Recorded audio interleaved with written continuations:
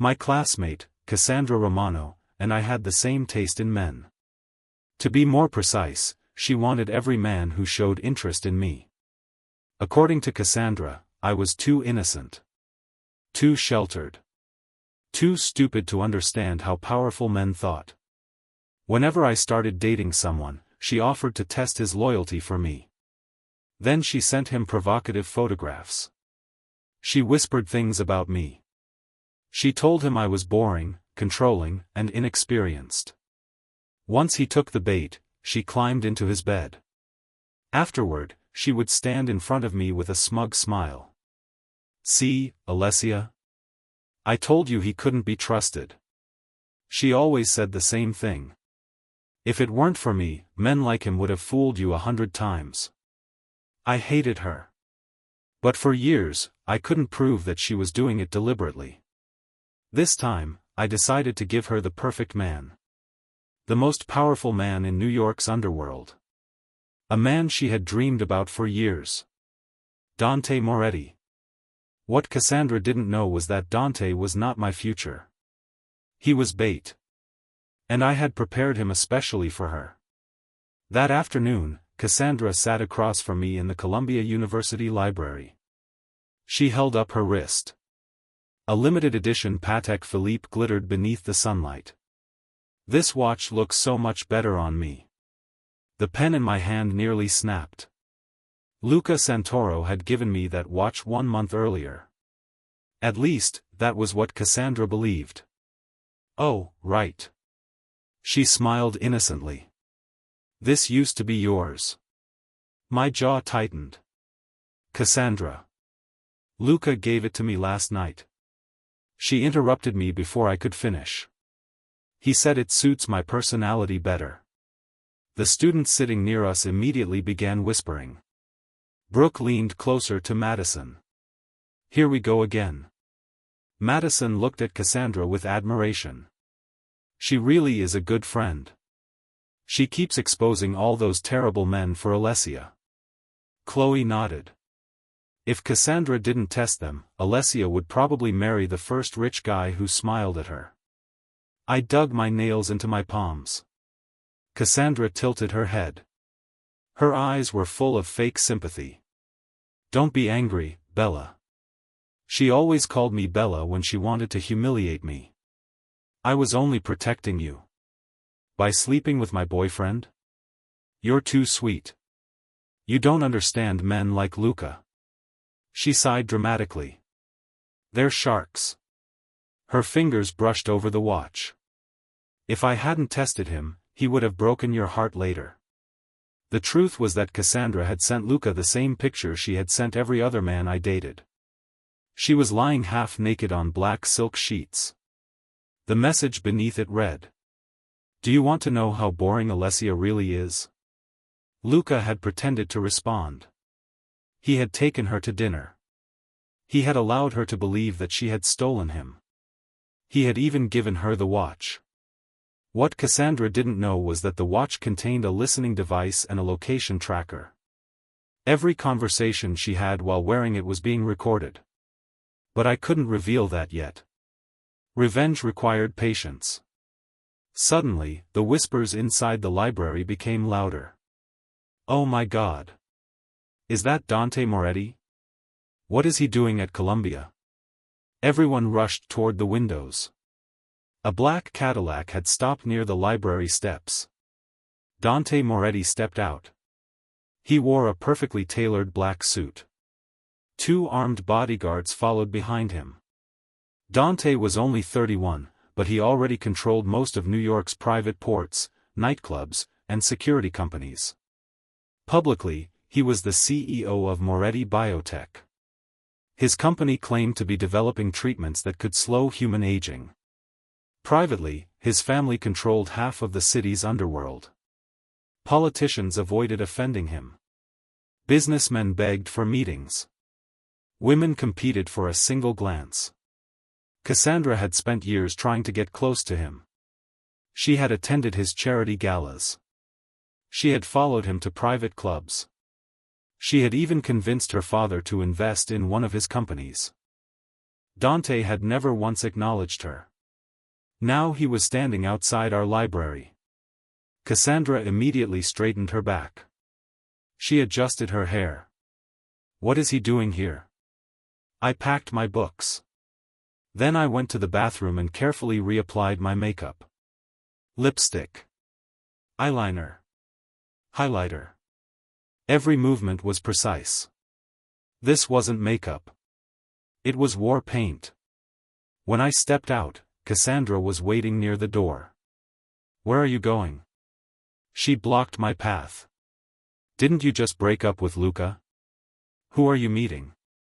Her eyes burned with curiosity. I gave her a cold smile. That's none of your business. I tried to walk around her. Cassandra grabbed my arm. What does that mean? My phone rang. A deep male voice came through the speaker. Are you ready, baby? The color drained from Cassandra's face. Before I could stop her, she grabbed my phone. Hello. Her voice immediately became sweet. I'm Alessia's best friend, Cassandra.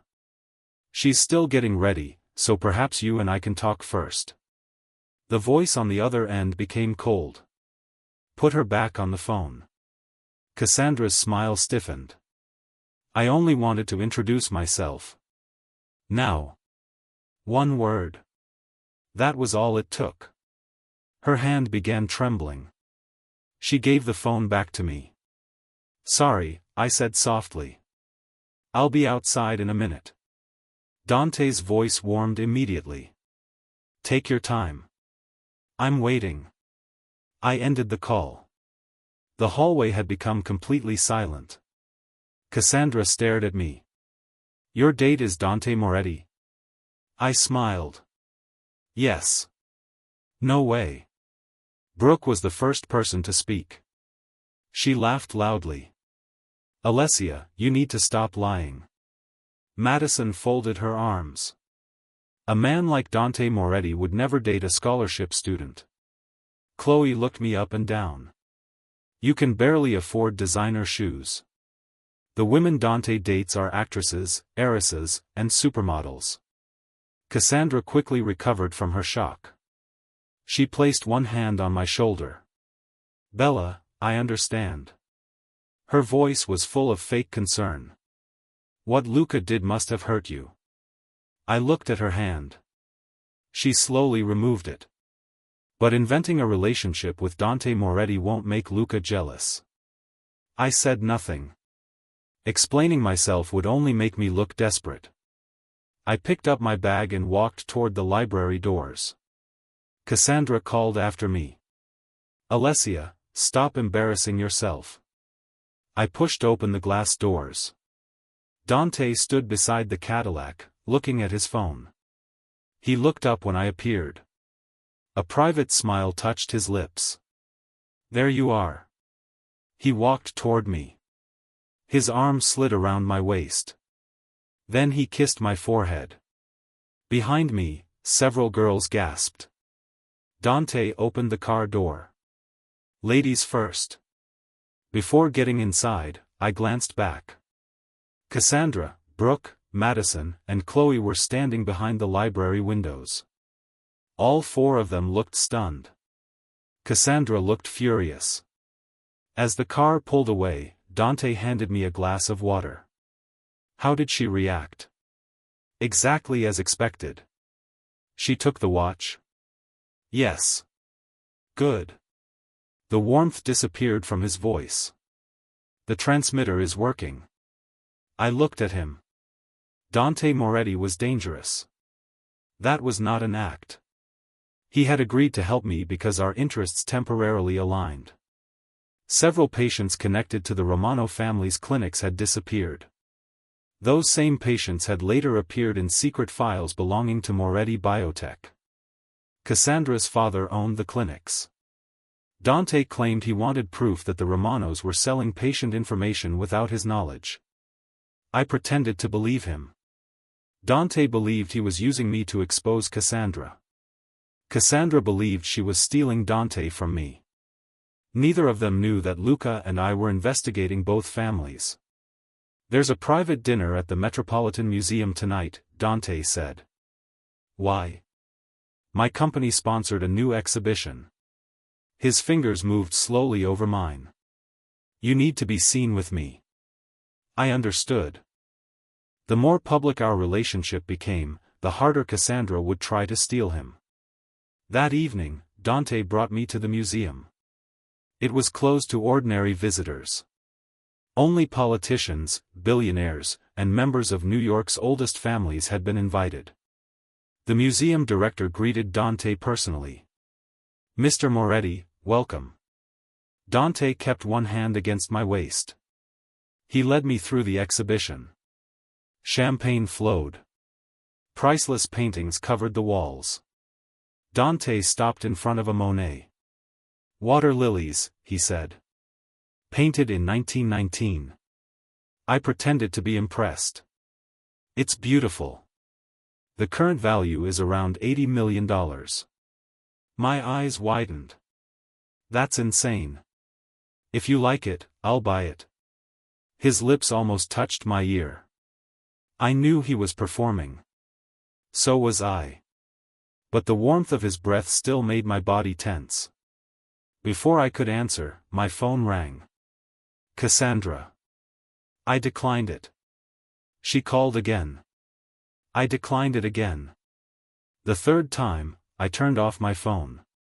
Dante raised an eyebrow. "Someone important?" "No." I smiled. "Someone predictable." "Alessia." Cassandra's voice came from behind us. I turned. She wore a tight black dress. Her arm was linked with Senator Graham Walsh, a married politician famous for accepting bribes and harassing young women. Apparently, Cassandra had found another way into the private dinner. She whispered something into the senator's ear. Then she took a glass of champagne and walked toward us alone. What a coincidence. She ignored me and looked directly at Dante. "I've always admired Moretti Biotech." Dante's expression became cold. He didn't answer. Cassandra stepped closer. "My family owns several private medical centers. I think we might have many things to discuss." Dante looked toward one of his guards. "Remove her." Her smile froze. "What?" Two bodyguards approached. Cassandra immediately stumbled forward. Champagne splashed across Dante's suit. "Oh my God." She bent down with a napkin. Her dress revealed almost everything. It was the same trick she had used on my former boyfriends. They always looked. Even when they pretended not to. Dante didn't. "Get her out." His voice was quiet. That made it more frightening. The guards grabbed Cassandra's arms. She struggled. "Wait. My father is Anthony Romano." Dante looked at her for the first time. "I don't care." Her face became pale. He turned back to me. "I'm sorry our evening was interrupted." Then he looked at his assistant. "Contact the owner of the Monet."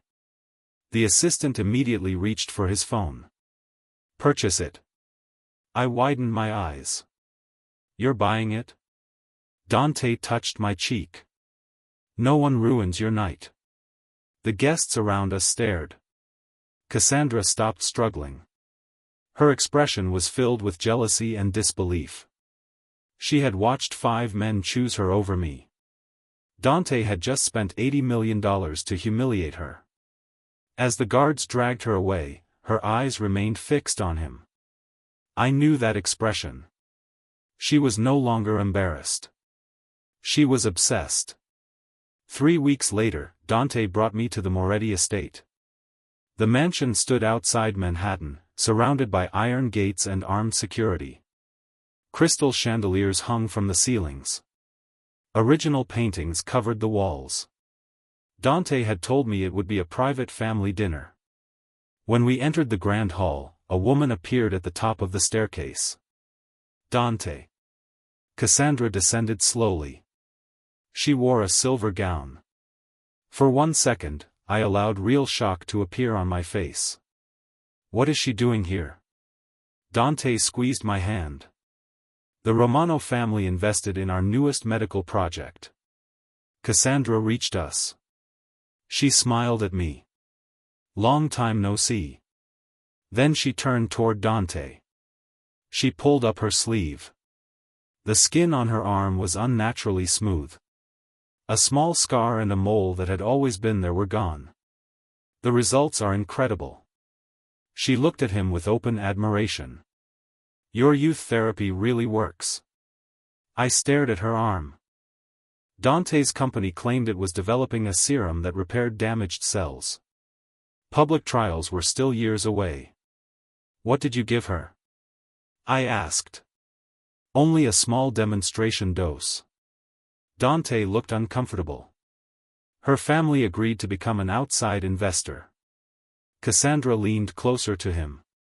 The first treatment made my skin look 10 years younger. You're 22, I said. She ignored me. Dante turned toward the basement. Come. I'll show you the laboratory. Cassandra followed immediately. I remained standing in the hall. The basement was the most restricted part of the estate. Only core members of the Moretti family were allowed inside. Dante had never invited me. He had just invited Cassandra. 1 week later, Dante brought me to his private island. White sand surrounded a luxury villa. The ocean stretched in every direction. It's only us, he said, wrapping his arms around me. No reporters. No business. I leaned against his chest. How is the youth therapy project? His posture changed immediately. He became excited. We've had a major breakthrough. What kind? The treated mice lived 30% longer. He looked toward the ocean. In a few years, we could extend the human lifespan to 200. That sounds impossible. People said the same thing about organ transplants. He sighed. The only problem is clinical data. You need volunteers? Thousands. The villa door opened. Cassandra walked in wearing a white bikini. I pulled away from Dante. What is she doing here? I invited her. Dante didn't sound apologetic. We have business to discuss. Cassandra smiled at me. Don't worry. I won't interrupt your romantic trip for long. She sat beside Dante. Her thigh pressed against his. The Romano family can solve your volunteer problem. Dante became interested. How? We own 12 private clinics. Cassandra crossed her legs. We have access to thousands of patients' medical records. That data is protected. Only if someone checks. She smiled. We also have terminal patients. People who will agree to anything if you promise them more time. Dante leaned forward. You can provide volunteers? Yes. Without public records? Yes. Her voice became lower. No one needs to know exactly what they're receiving. Dante's eyes lit up. I quietly reached for my phone. I opened an encrypted conversation. The fish is on the hook. Prepare the net. The reply came several seconds later. Understood. I deleted the conversation. Dante and Cassandra were still discussing how to move patients through private clinics without official consent. Neither of them noticed me. They believed I was jealous. They didn't realize I had just recorded everything. For the next month, Dante was always working. The project has reached a critical stage. That was his favorite excuse. He moved Cassandra into a penthouse on Fifth Avenue. The rent cost more than $500,000 a year. She received jewelry, cars, and unlimited access to Moretti Biotech. Meanwhile, I remained in my Columbia dorm. Dante still called me his girlfriend. But every important door opened for Cassandra. Every time I saw them together, I acted hurt. The difficult part was that sometimes I didn't have to act. On my 21st birthday, Dante finally appeared. He arrived at a restaurant wearing a dark blue suit. He carried a jewelry box. "Happy birthday." He kissed me. Then he opened the box. A yellow diamond ring rested inside. 5.2 carats, he said proudly. Worth more than $1 million. I stared at it. "It's beautiful. You deserve the best." He placed it on my finger. "I love you, Alessia." For 1 second, he almost sounded sincere. Then he removed a black keycard from his pocket. It carried the Moretti family crest. "Do something for me." My heart became cold. "What?" "Take this to Cassandra." I looked at the card. It belonged to Dante's private medical suite in Manhattan. Even I had never been allowed inside. Why does she need it? She has to bring patient files into the laboratory. Why don't you give it to her? I have a meeting. He glanced at his watch. You understand, don't you? I took the card. Of course. Dante kissed my forehead. You're such a good girl. Then he left. The birthday cake remained untouched. The candles were never lit. I found Cassandra outside her Fifth Avenue apartment. Luca was standing in front of her. They were arguing.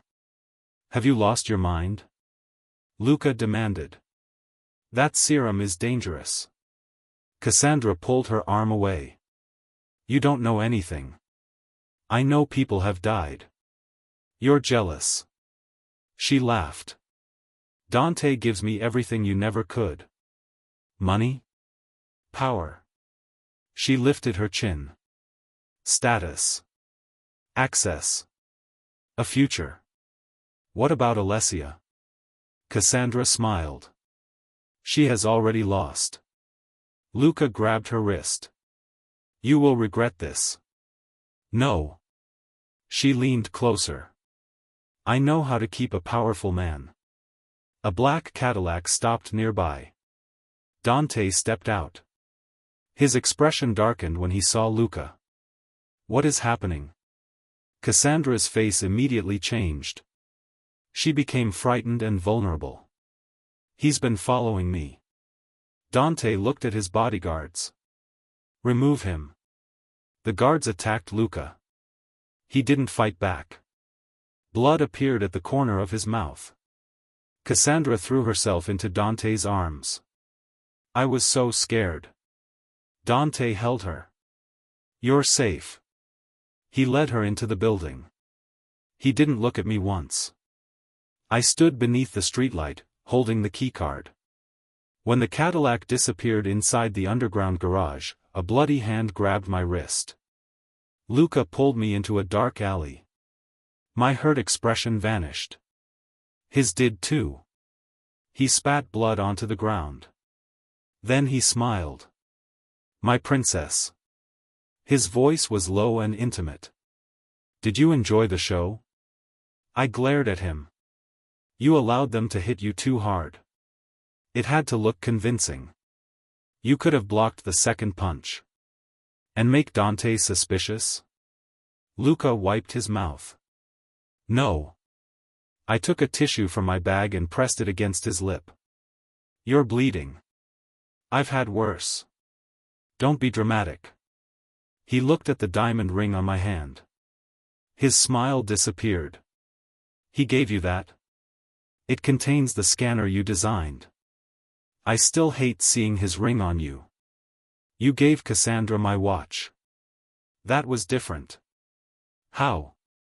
I wanted her to take it. And I wanted Dante to give me access. Luca's jaw tightened. He was jealous.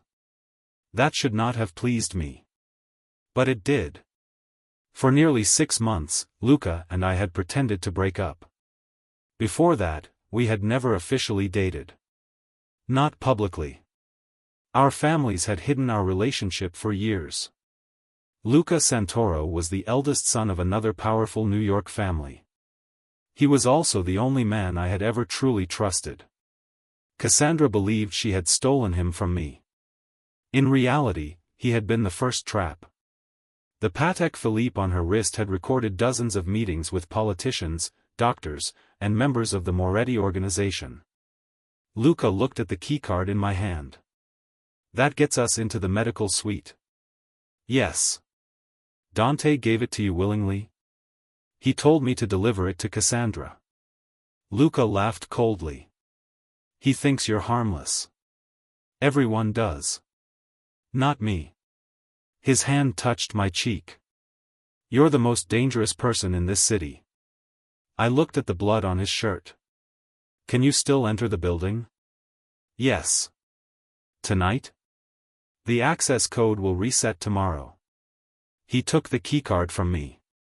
This is our chance. I grabbed his hand. I'm going with you. No. It was my plan. It's dangerous. I know. Alessia. Don't treat me like Dante does. Luca became silent. I continued. He keeps me outside every important room because he thinks I'm too innocent to understand what happens inside. You know that isn't why I'm saying no. Then say the real reason. His eyes moved over my face. Because if anything happens to you, I will burn the city down. My chest tightened. That would ruin the investigation. I wouldn't care. I smiled despite myself. You're coming with me, Luca said. But you stay behind me. No. Alessia. We go side by side. He sighed. Fine. Then he pulled me closer. His forehead rested against mine. When this is over, no more pretending you belong to other men. That depends. On what? Whether you survive tonight. His mouth curved. I always survive.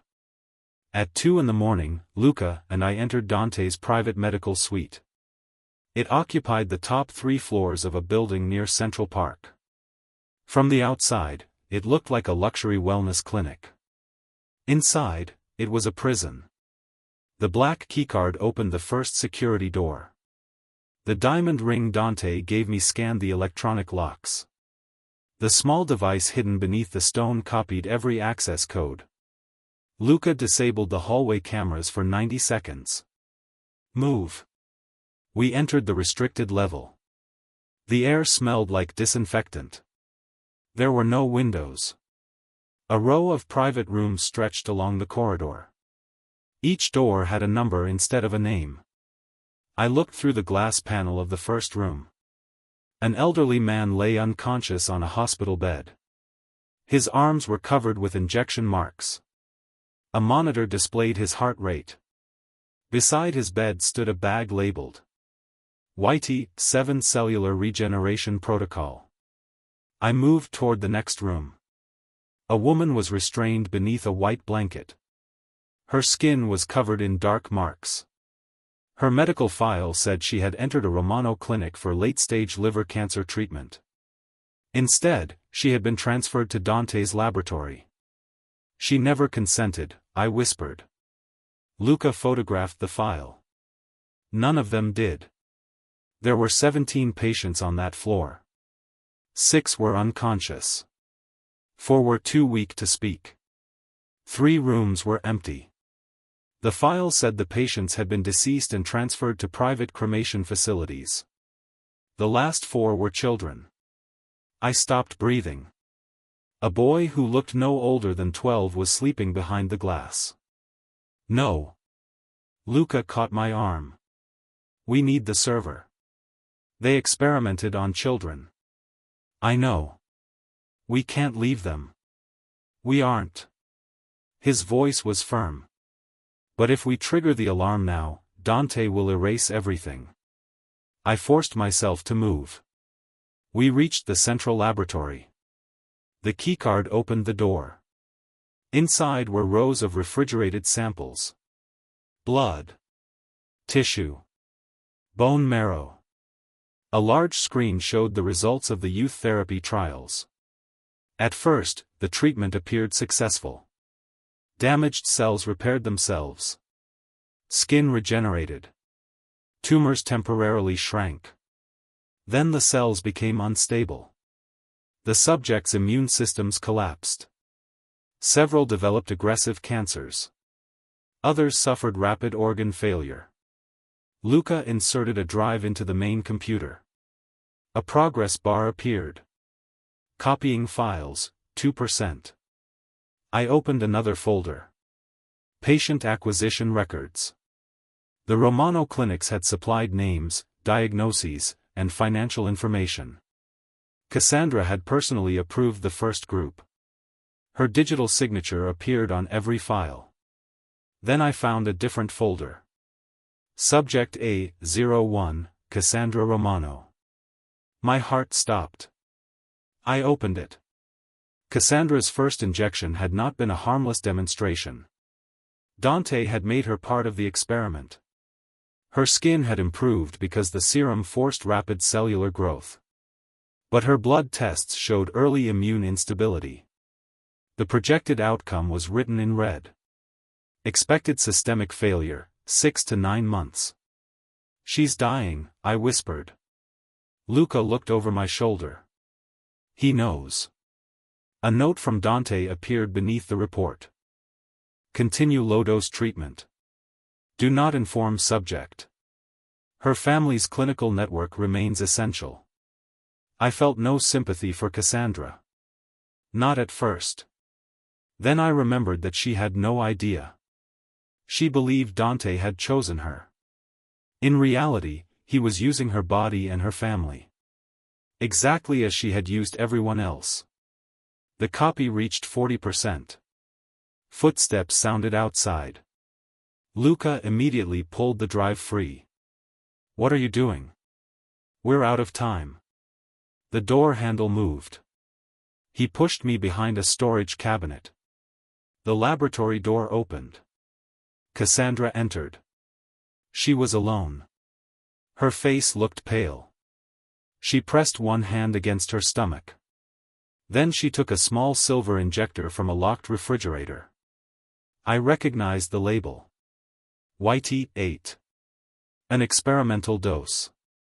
Cassandra lifted her dress and injected the serum into her thigh. Her body trembled. She gripped the counter until the reaction passed. Then she looked into the mirror. A few minutes later, color returned to her face. Her skin seemed brighter. She smiled.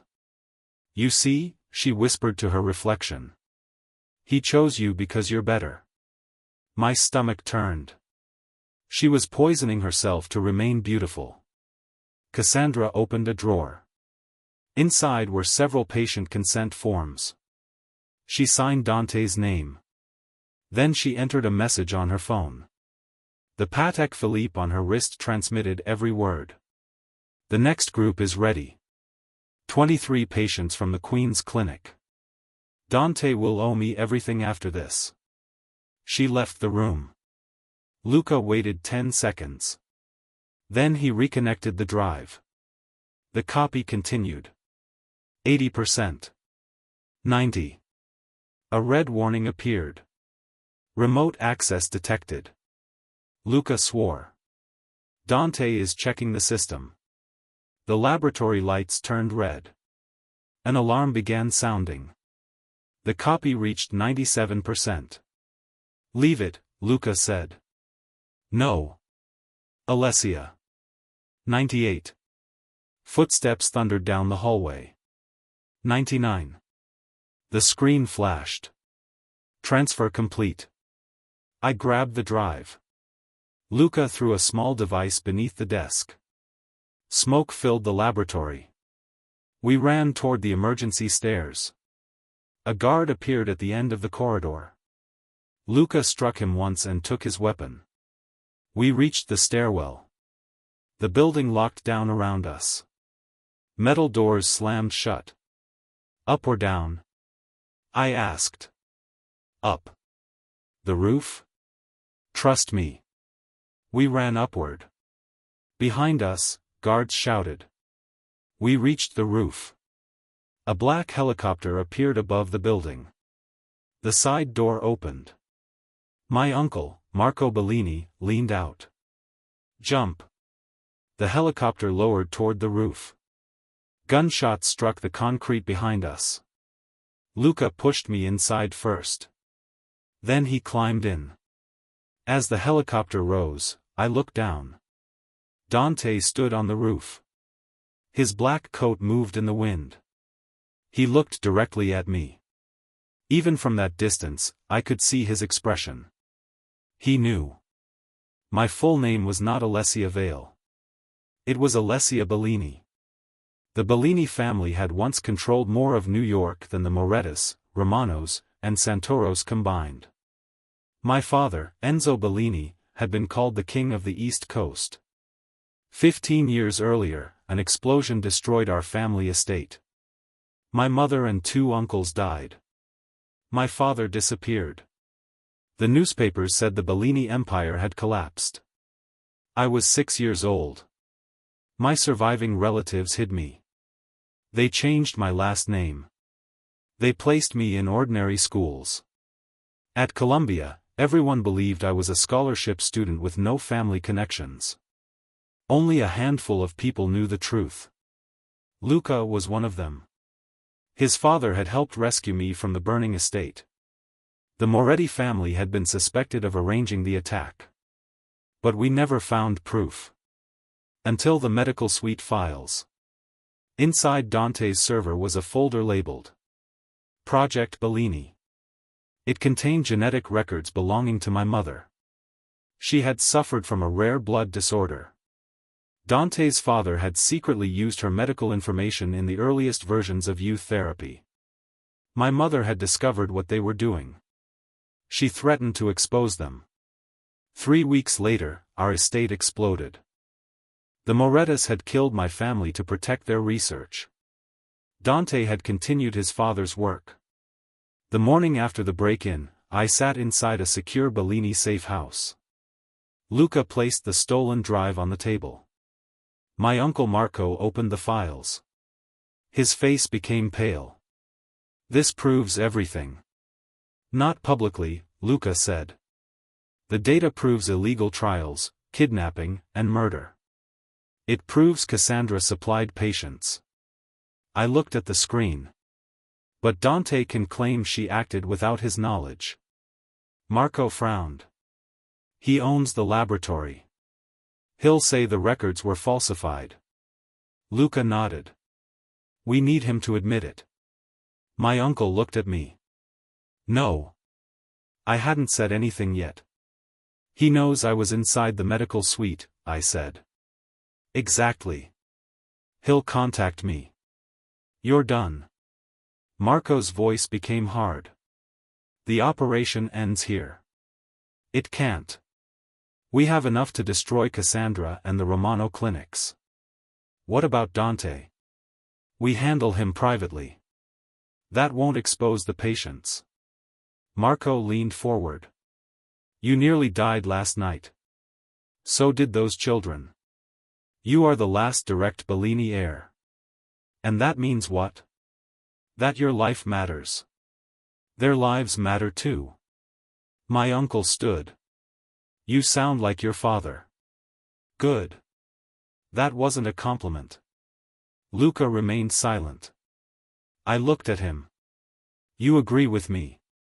I agree that we need Dante's confession. Marco stared at him. You were supposed to protect her. I am. By sending her back? No. Luca's voice became cold. By standing beside her. My uncle looked between us. You two are impossible. My phone rang. Dante. Everyone became silent. I answered. Hello? His voice was calm. Did you find what you wanted? I forced fear into my voice. I don't know what you mean. Don't insult me. I said nothing. Dante continued. You entered my laboratory. I was delivering the keycard. At 2 in the morning? I was curious. You copied my files. I panicked when the alarm sounded. He laughed softly. You're a terrible liar. My hand tightened around the phone. Where are you? With my family. Which family? The question chilled me. Dante knew more than he should. He continued. Alessia Vale doesn't exist. Luca's expression changed. Dante spoke my real name. Alessia Bellini. The room became silent. I should have recognized your mother's eyes. I closed my eyes. What do you want? You. No. You have no idea what you are. I know exactly who I am. Your blood contains the missing stabilizing factor. My stomach turned. He wasn't talking about the Bellini Empire. He was talking about my body. Your mother's genetic profile made youth therapy possible, Dante said. But her files were incomplete. You killed her. My father made difficult choices. Your father murdered my family. And now you can finish what she started. Luca reached for the phone. I moved away. What happens if I refuse? Dante's voice softened. Then Luca Santoro dies. A photograph arrived. Luca looked at me in confusion. I opened it. His younger sister, Sofia, was tied to a chair. A Moretti guard stood behind her. Luca's face changed. Dante had taken the wrong Santoro. But he had still taken someone we loved. Come to the Moretti estate tomorrow night, Dante said. Alone. If you hurt her. She remains unharmed as long as you cooperate. The call ended. Luca grabbed his jacket. I'm going now. No. He has Sofia. And he expects you to react. She's my sister. I know. Then don't tell me to wait. I stepped in front of him. We have one night. For what? To make Dante believe he still controls the board. Cassandra called me that evening. Her voice was full of triumph. I heard you and Dante had a fight. I sat inside the safe house while Luca and Marco prepared the rescue plan. What did he tell you? That you betrayed him. She sounded delighted. I warned you, powerful men don't tolerate disloyalty. You were right. The words made her pause. What? I should have listened. Cassandra became suspicious. You sound strange. I'm tired. Dante said you stole something from his laboratory. I didn't understand what I was seeing.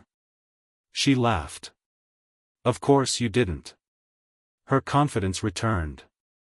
The work Dante and I are doing is beyond someone like you. What are you doing? Changing the world. You're giving unapproved drugs to dying patients. We're giving them hope. Do they know the risks? Terminal patients are already dying.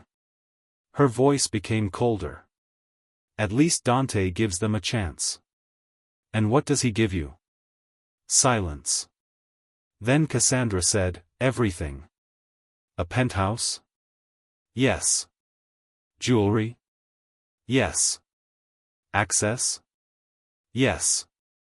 Has he told you what the serum is doing to your immune system? The line became silent. What are you talking about? I looked at her medical report on the table. The treatment is killing you. She laughed. But it sounded forced. You're jealous. Your projected organ failure begins in less than 6 months. You're lying. I saw your file. No. Subject A01. Her breathing changed. Dante said the treatment was safe. He lied. You want me to turn against him? I want you to understand that he never chose you. Cassandra's voice became sharp. He did choose me. He chose your clinics. No. He chose your patient database. Stop. He chose your body because it was useful for testing. You're lying. She screamed so loudly that Luca looked toward me. I continued. The mole on your arm disappeared because your cells are dividing too quickly. No. The headaches, stomach pain, and bleeding aren't stress. She said nothing. I knew I had guessed correctly. Cassandra had been hiding symptoms. Check the inside of your mouth, I said. What? Are there small red marks? Her breathing stopped. The file listed them as an early symptom. You need to leave Dante, I said. Why do you care? I don't. That was the truth. But if you stay, you'll die before you ever enjoy what you stole. Cassandra ended the call. Luca looked at me. Will she help us? No. Then why warn her? Because fear makes Cassandra reckless. Marco understood immediately. She'll confront Dante. Yes. And while he handles her, we take Sofia. Luca's jaw remained tight. You're still going to the estate? Yes. No. You need someone inside. We have Cassandra. We don't control her. We don't control you either. I walked toward him. Dante needs my blood alive. That doesn't make you safe. It gives me time. And if he decides he only needs part of you? The room became silent. I touched Luca's face. I'll come back. You can't promise that. No. My voice softened. But I can promise I'll fight. He closed his eyes. Then he took a small silver necklace from his pocket. He placed it around my neck. A black stone rested near my collarbone. Camera, he said. Audio transmitter. Emergency beacon. I touched it. What if Dante scans me? The technology is built into the stone. He looked into my eyes. If the signal disappears, I come in. Even if it ruins the plan? Yes. Luca. There is no operation without you. Before I could answer, he kissed me. Hard. Desperate. For months, we had pretended not to belong to each other. That kiss ended the act. When he pulled away, his forehead rested against mine. Come back to me. I will. The Moretti estate looked different at night. The windows were dark. Guards stood beside every entrance. I wore the yellow diamond ring Dante gave me. I also wore Luca's necklace. A bodyguard searched me at the gate. He found nothing. Dante waited inside the grand hall. Cassandra stood near the fireplace. Her face was pale. Dark circles surrounded her eyes. She looked at me with hatred. You told her. Dante's voice was cold. You showed her my medical file. I told her the truth. Cassandra turned toward him. You said the serum was safe. It is. My gums are bleeding. A temporary reaction. My blood tests are abnormal. Dante looked at her as if she were an inconvenience. You accessed confidential research. You used me. His expression didn't change. You volunteered. You told me I would be part of history. You are. Cassandra's eyes filled with tears. You said you loved me. I almost laughed. Dante looked bored. I said you were valuable. Her face collapsed. For years, Cassandra had believed she could steal any man. Now the most powerful man she had ever wanted was telling her exactly what she meant to him. Nothing. Only an asset. Cassandra looked at me. You did this. No. I shook my head. You did. She rushed toward me. Dante's guard caught her. Take her downstairs, he said. Cassandra began struggling. No. She looked at Dante in terror. What are you going to do? You need another treatment. You said there wouldn't be another dose this month. Your immune response has accelerated. Then take me to a hospital. Dante smiled. A hospital would ask questions. The guards dragged her toward the basement. Cassandra screamed my name. Alessia, help me. I didn't move. Dante watched her disappear. Then he turned to me. You wanted revenge. I didn't want this. Don't pretend you care. He walked closer. You brought her to me. I gave her a choice. So did I. No. You lied to her. She lied to everyone. That doesn't make you different. His eyes darkened.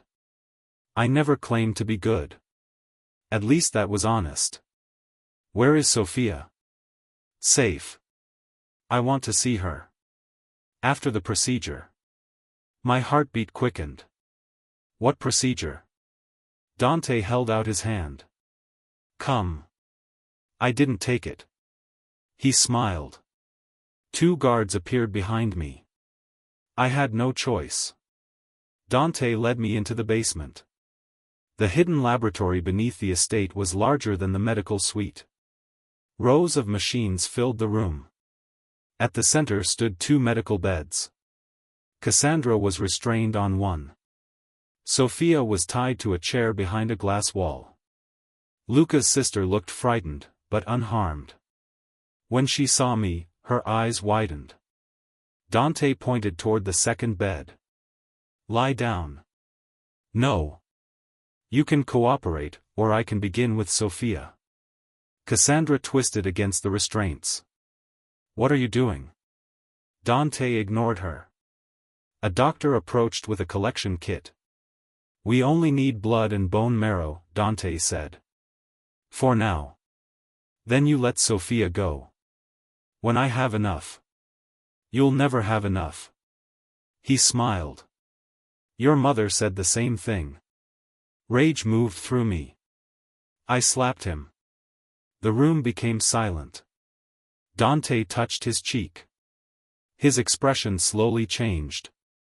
Then he laughed. I understand why Luca loves you. My body became cold. You knew? I know everything. No. You believe Luca's sister is the hostage. He glanced toward the glass. She's not. A guard brought in another person. Luca. His hands were tied. Blood covered his shirt. My heart stopped. The man beside him removed a hood from his head. Luca looked at me. Don't listen to him. Dante smiled. The great Santoro heir walked directly into my second trap. My necklace still transmitted. Unless Dante had found the signal. I forced myself not to look at it. How? I asked. Cassandra's watch. I looked at her wrist. The Patek Philippe was gone. Dante held it in his hand. She was wearing a transmitter. Cassandra stared at him. You searched my apartment? I search everything. He dropped the watch onto the floor and crushed it beneath his shoe. Luca looked at me. I understood his expression. The watch had been discovered. But the necklace was still active. We still had one chance. Dante's doctor moved toward me. Lie down. I looked at Luca. Then at Sophia. Then at Cassandra. All right. Luca struggled. No. I walked toward the bed. Don't do this. I climbed onto it. Dante smiled. Wise choice. The doctor secured one of my wrists. I allowed him. Then the other. Dante came closer. You could have ruled beside me. I would rather die. You say that now. He touched the yellow diamond ring. I gave you everything. You gave me a tracking device. His expression changed. I smiled. You thought I didn't notice? Dante looked at the ring. The scanner hidden inside it had copied his laboratory system the moment we entered. A green light flashed beneath the diamond. Upload complete. His face became cold. What did you do? Finished the operation. The lights went out. Gunshots sounded above us. The emergency lights turned red. Dante's guards moved toward the exits. Luca struck the man holding him. His restraints fell away. They had never been locked. He grabbed the guard's weapon. Sophia dropped to the floor as bullets struck the glass wall. Cassandra screamed. I twisted my wrist. The bracelet holding me opened. A thin wire hidden beneath Luca's necklace had unlocked it. Dante stared at me. You planned this? Yes. He reached for his gun.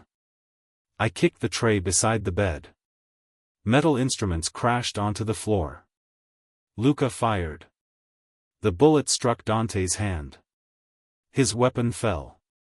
Luca moved toward him. 3 more guards entered. My Uncle Marco's team came through the opposite door. The laboratory erupted into chaos. I ran toward Sophia. A guard blocked me. Before he could grab me, Cassandra struck him with a metal stand. He fell. She stared at me. Release me. I looked at the restraints around her wrists. Why should I? Because Dante will kill both of us. He was already killing you. Then help me stop him. I opened one restraint. Cassandra pulled her other hand free. Where's the antidote? She demanded. There isn't one. Her face became pale. You're lying. The treatment can be slowed, but the damage may be permanent. No. She looked toward Dante. He was fighting Luca near the central computer. Cassandra grabbed a syringe from the tray. What is that? I asked. YT-9. The stronger serum? He said it was the final formula. He lied. I don't care. She pushed the needle toward her arm. I grabbed her wrist. If you inject that, you could die tonight. If I don't, I die later. You need a real hospital. No hospital can do what Dante can. Dante never intended to save you. Her eyes filled with tears. He chose me. No. I forced her to look at me. He chose you because you were willing to sacrifice everyone else. Her face twisted. You think you're better than me? No. You always have. I thought you were my friend. For 1 second, her anger disappeared. Then Dante shouted. Cassandra. She looked at him. He was bleeding from one hand. Luca had a gun pointed at his chest. Dante's voice softened. Bring me the syringe. Cassandra froze. I can fix you. No, he can't, I said. Dante ignored me. Come here. Cassandra looked between us.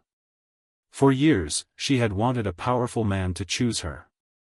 Even now, part of her still wanted to believe him. She stepped toward Dante. I grabbed her arm. Don't. She pulled away. You want me to die? If I wanted that, I would let you go. Dante held out his hand. Cassandra. She walked toward him. Luca warned her. Stop. Dante smiled at her. That's my girl. The words destroyed the last of her judgment. She rushed forward. Then Dante grabbed her. He wrapped one arm around her throat and took the syringe. Cassandra's eyes widened. Dante? He pressed the needle against her neck.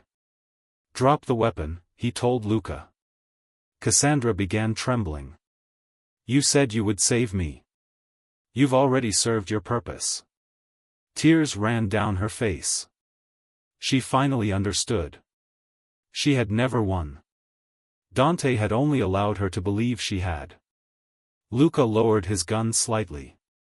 Dante moved toward a hidden exit with Cassandra in front of him. If anyone follows me, she dies. Cassandra laughed through her tears. The sound was broken. You don't care if I die? No. Her face changed. Then she drove her heel into his foot. Dante lost his balance. Cassandra bit his arm. He released her. Luca fired. The bullet struck Dante's shoulder. My uncle's men surrounded him. Dante fell to one knee. Cassandra crawled toward me. Help me. I looked down at her. Her makeup was smeared. Blood covered her silver dress. For once, she didn't look smug. She looked terrified. I reached out and pulled her up. Not because she deserved it. Because I refused to become her. The authorities arrived 20 minutes later. Not ordinary police. A joint federal task force had been investigating Moretti Biotech for 2 years. My family had given them the location and the evidence. Dante was taken away in handcuffs. As he passed me, he smiled. This isn't over. It is. You think the Bellini name protects you? No. I looked at Luca. He does. Luca's expression became dangerous. Dante laughed. You're both still children playing with empires. My uncle Marco stepped forward. The Moretti Empire ended tonight. For the first time, Dante's smile disappeared. Moretti Biotech servers were seized. The patients were taken to hospitals. Sophia was unharmed. Cassandra was admitted under guard. Her immune system was failing. Doctors said there was a chance to stabilize her, but she would need years of treatment. Some damage could never be reversed. The next morning, every major news network carried the same story. Moretti Biotech accused of illegal human experiments. CEO Dante Moretti arrested. Romano clinics linked to missing patients. Cassandra's name appeared everywhere. So did mine. But not as Alessia Vale. The reporters discovered my real identity. Alessia Bellini, missing heiress, returns after 15 years. Photographs of my family appeared online. The world learned that the poor scholarship student from Columbia was the last daughter of one of New York's oldest families. Brooke, Madison, and Chloe began calling me immediately. I ignored them. Cassandra's father was arrested. The Romano clinics were closed. Several doctors agreed to testify. Senator Walsh, the politician who had brought Cassandra to the museum, was charged with taking bribes. The Patek Philippe recordings exposed dozens of conversations. Cassandra had worn her trophy every day. She had carried the evidence of her crimes on her own wrist. 3 days later, I visited her hospital room. 2 federal guards stood outside. Cassandra looked older. The serum that had once made her skin flawless had stopped working. Dark marks covered her arms. Her face was swollen from medication. When she saw me, hatred entered her eyes. You came to laugh. No. To see what you did to me? You did this to yourself. She turned her face away. Dante lied. Yes. You knew. Not at first. You still let me stay with him. You would not have believed me. You could have tried. I did. She looked back at me. You only warned me after you had enough evidence. That's true. Her lips trembled. You wanted revenge. Yes. I didn't lie. I wanted you to feel what I felt every time you stood in front of me and said you had taken another man. Cassandra laughed bitterly. So you admit it. I wanted you humiliated. I stepped closer. But I never wanted you experimented on. You expect me to believe that? I don't care what you believe anymore. Her eyes moved toward my hand. The yellow diamond ring was gone. Instead, I wore a simple black stone ring Luca had given me years earlier. You chose Luca. I chose him a long time ago. Cassandra stared at me. What? You never stole him. Her face became still. I continued. The watch was a transmitter. No. He pretended to respond to you. No. He met you because we needed evidence. She shook her head. He wanted me. He didn't. He kissed me. He kissed your cheek while placing the watch on your wrist. He said. He told you exactly what you wanted to hear. Cassandra looked as if I had struck her. Of all the things she had lost, that truth hurt the most. Luca had been the only man she considered her greatest victory. He had never been hers. You set me up from the beginning. Yes. How long? 6 months. Her eyes filled with tears. You humiliated me. You humiliated me for years. I was helping you. No. My voice became cold. You wanted proof that you were better. Cassandra said nothing. You didn't test those men for me. I continued. You tested your power over them. They chose me. They chose betrayal. That still means they preferred me. No. I shook my head. It means they were weak. She looked toward the window.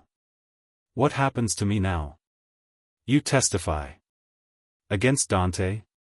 And your father? Her face became pale. He'll kill me. He can't reach you. You don't understand my family. I understand powerful families better than you ever knew. She looked at me again. You really are a Bellini. Yes. Why did you pretend to be poor? To stay alive. And all those years I thought. Her voice faded. You thought what? That I was better than you. I felt no satisfaction. Only exhaustion. You never needed me to be poor to feel better. I said. You needed me to believe I was less. Cassandra's eyes became wet. I was always second beside you. I never put you second. Everyone else did. That wasn't my fault. No. Her voice became quiet. But I made it yours. For the first time, she admitted it. Not enough to repair anything. But enough for me to leave without anger. Dante's trial began 6 months later. The evidence filled an entire courtroom. Medical records. Security footage. Financial transfers. Recorded conversations. Patient testimony. The files proved that Moretti Biotech had experimented on more than 200 people. 31 had died. Several were children. Dante's lawyers claimed he knew nothing. They blamed rogue doctors. They blamed Cassandra. They blamed his dead father. Then the prosecution played the recording from the private island. Dante's voice filled the courtroom. Terminal patients are already dying. No one will question what happens to them. Another recording followed. Continue Cassandra's treatment. Do not inform her of the immune failure. Her family's clinics remain useful. The jury stopped looking at him as a businessman. They saw him for what he was. A murderer in a tailored suit. Cassandra testified for 4 days. She cried. She admitted supplying patient records. She admitted forging consent forms. She claimed she believed the treatment would save people. The prosecutor showed her messages. No one needs to know exactly what these volunteers receive. She had no answer. During cross-examination, Dante's lawyer asked why the jury should believe a woman who had seduced her best friend's boyfriends and stolen confidential information. Cassandra looked toward me. I sat behind the prosecution table. For a second, she became the same girl from the Columbia Library. Smug. Defiant. Then her shoulders dropped. They shouldn't believe me because I'm a good person. Her voice trembled. They should believe me because the records prove what I did. The courtroom became silent. I wanted money. She continued. I wanted power. I wanted Dante Moretti to choose me. She looked at the jury. And I didn't care who suffered as long as I felt important. It was the first honest thing she had said publicly. Dante was convicted on every major charge. He received multiple life sentences. Cassandra received 16 years because of her cooperation. Her father received 22. The Romano clinics were sold. The money went into a compensation fund for victims. Moretti Biotech was dismantled. Its legitimate research was transferred to a public medical foundation. My family donated the first $100 million. I became the foundation's director. Not because I understood science. Because I understood what happened when powerful people decided vulnerable lives were disposable. 1 year after the trial, I returned to Columbia. The library looked exactly the same. Students sat beneath the tall windows. Books covered the tables. For a moment, I could almost see Cassandra holding up the stolen watch. Brooke, Madison, and Chloe were waiting near the entrance. I had agreed to meet them once. Only once. Brooke stood first. Alessia. Madison looked nervous. Chloe held a gift bag. We wanted to apologize, she said. I sat across from them. Go ahead. They exchanged glances. Brooke spoke first. We believed Cassandra. You wanted to believe her. Her face became red. We thought she was confident. You thought cruelty was confidence. Madison lowered her eyes. We laughed at you. Yes. We were jealous too. That surprised me. Of what? You never acted like you needed anyone's approval. I almost laughed. I had spent years pretending not to care. Inside, every comment had hurt. Chloe pushed the gift bag toward me. It's a new watch. I looked at it. Then I pushed it back. I don't want it. Her face fell. We really are sorry.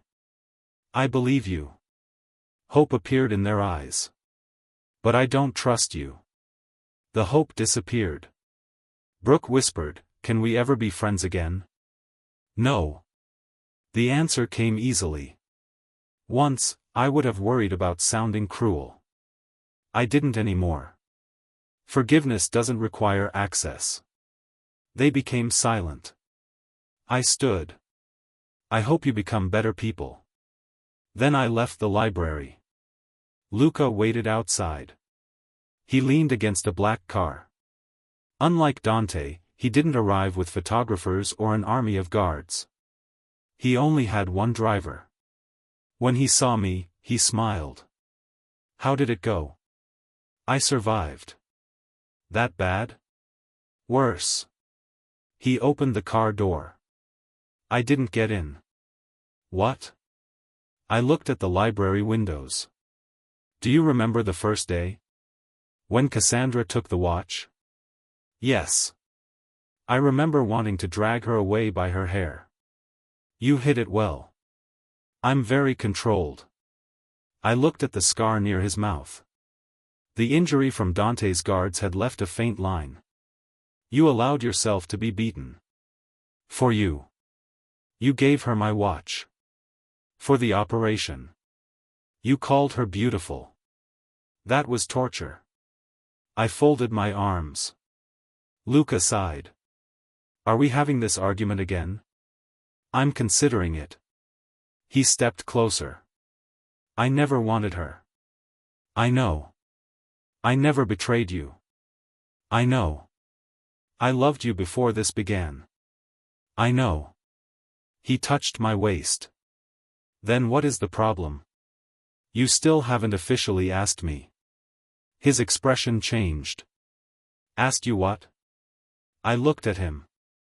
Luca stared for several seconds. Then he laughed. You're serious. Completely. He looked around. Here. This is where the operation began. Alessia, I have a ring at home. You already gave me a ring. That one contains surveillance equipment.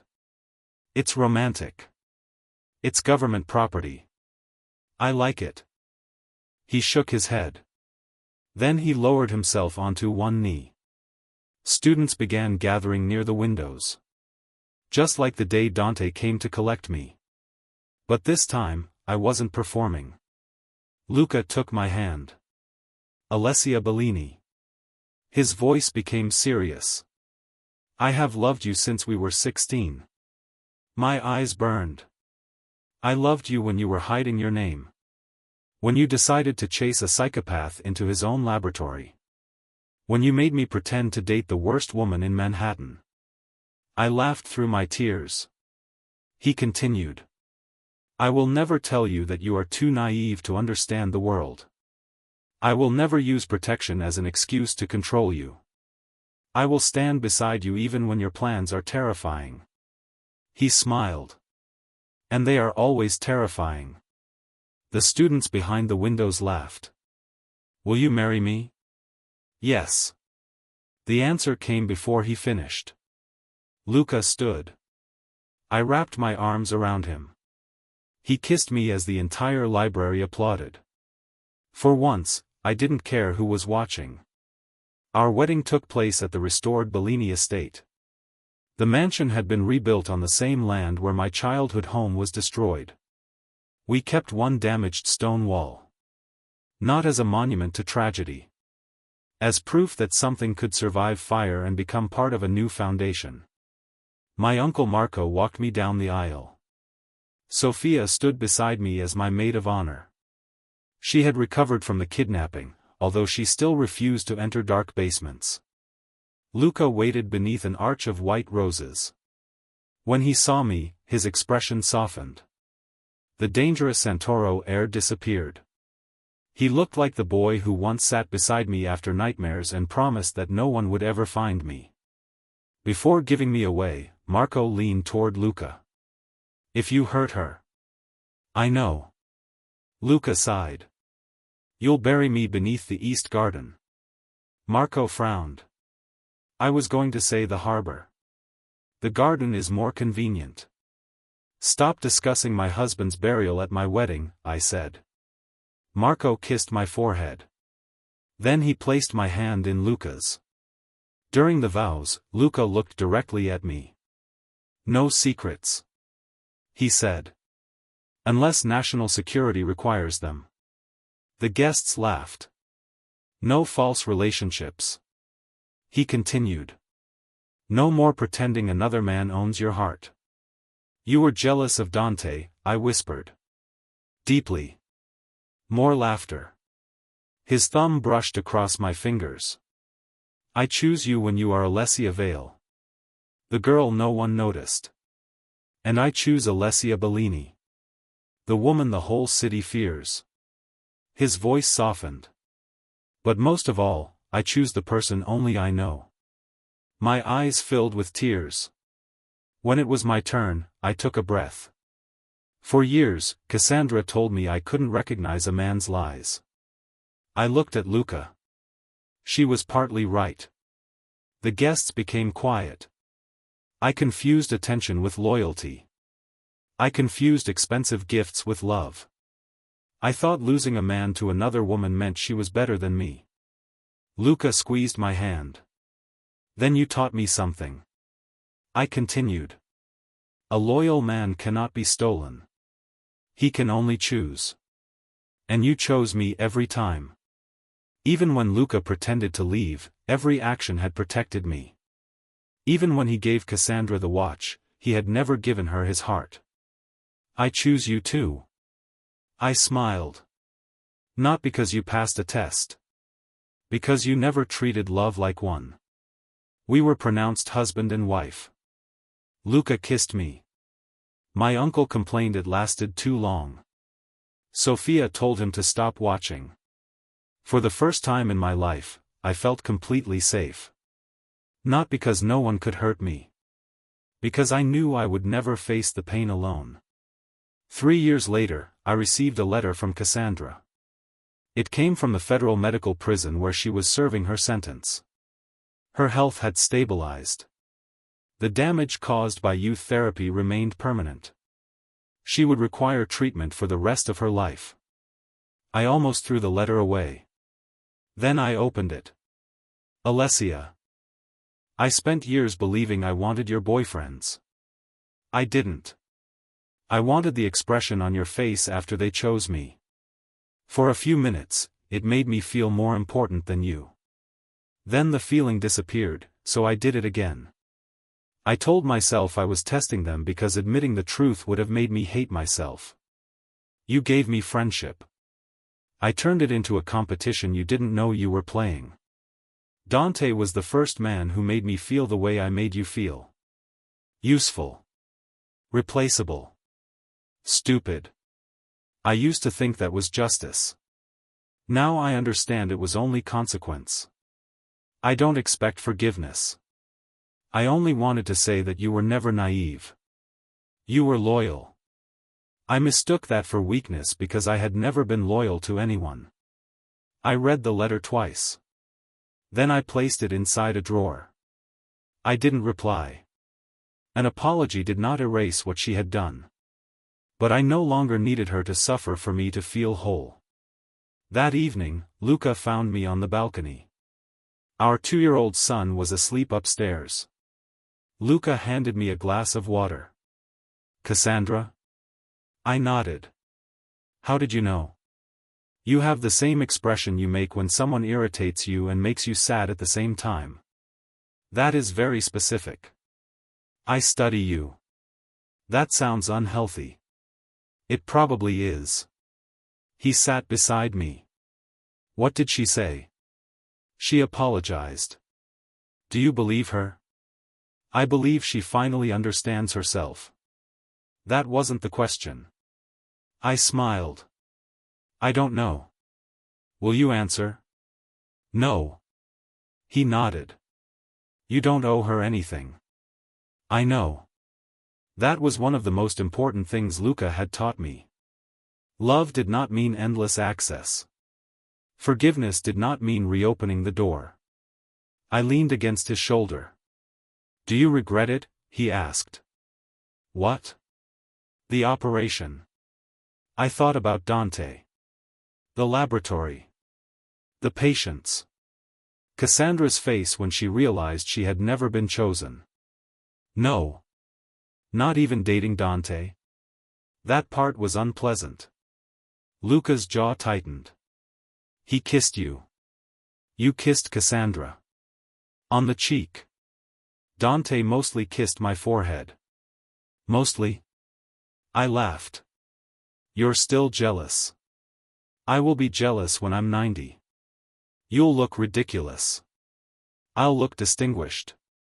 Our son began crying upstairs. Luca stood. I'll get him. You went last time. He likes me more. He's 2. He has excellent judgment. I followed Luca inside. Our son stood inside his crib with both arms raised. Luca lifted him. The boy immediately rested his head against Luca's shoulder. I watched them together. Cassandra once believed taking a man from me proved that she was better. Dante believed possessing people proved that he was powerful. Both of them were wrong. Power was not taking what belonged to someone else. Love was not winning against another woman. Loyalty was not a prize. It was a choice. The men Cassandra stole had chosen betrayal. Dante had chosen greed. Cassandra had chosen envy. Luca chose me. And finally, I had chosen myself. 5 years after Dante Moretti's arrest, the Bellini Medical Foundation opened a new research hospital in Manhattan. The building stood where one of Moretti Biotech's private clinics had once operated. The basement laboratory was destroyed. In its place, we built a patient advocacy center. Every person entering a clinical trial received an independent lawyer. Every consent form was explained by someone who did not work for the company funding the research. No patient could be transferred without family notification. No child could enter a trial without external review. The main hall carried the names of the 31 people who died in Dante's experiments. My mother's name appeared among the donors who inspired the foundation. Not as a victim. As the woman whose stolen research was finally used ethically. At the opening ceremony, reporters surrounded me. One woman raised her microphone. "Mrs. Santoro, do you believe justice was served?" I thought about the question. Partly. What does that mean? Prison cannot return the people who died. Then what does justice look like? I looked toward the hospital doors. Making sure the same thing cannot happen again. Another reporter asked about Cassandra. "Have you forgiven her?" "No." The crowd became quiet. I continued. "But I no longer hate her. Isn't that forgiveness?" "No." I smiled. "It's freedom." Luca stood near the back of the room holding our son's hand. Our little daughter slept against his chest. He watched me with the same expression he had worn outside the Columbia Library years earlier. Quiet pride. No performance. No possession. Only love. After the ceremony, I joined him. "You were dramatic," he said. "You liked it." I did. Our son pulled on Luca's coat. "Daddy, can we see the painting?" The Monet Dante once bought was displayed in the hospital lobby. After his assets were seized, I purchased it through the victims' fund. Not for myself. For the public. Dante had bought it to prove he could spend $80 million without caring. Now anyone could see it for free. We stood in front of the painting. Water lilies floated across the blue surface. My daughter opened her eyes. "Pretty," she whispered. "Yes," I said. "It is." Luca placed one arm around me. "Do you ever think about that night? At the museum?" "Yes. Sometimes. You looked very impressed when Dante offered to buy it." "I was acting." "You were convincing." "So were you with Cassandra." He sighed. "Are we still discussing that?" "Forever." He kissed my forehead. The same gesture Dante had once used to perform affection. With Luca, it felt completely different. Because gestures were not what made love real. Truth did. Choice did. Consistency did. Cassandra had spent years telling me I didn't understand men. She was right about one thing. I didn't understand men who lied, cheated, and treated women like trophies.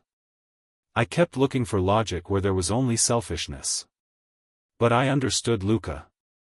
I understood the man who stepped into an alley covered in blood and still smiled because our plan had worked.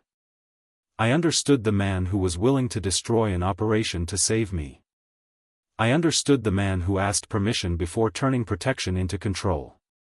Dante Moretti had never been my endgame. He was a door. Cassandra opened it because she believed everything behind it belonged to her. She walked directly into the trap. And on the other side, Luca had been waiting for me all along.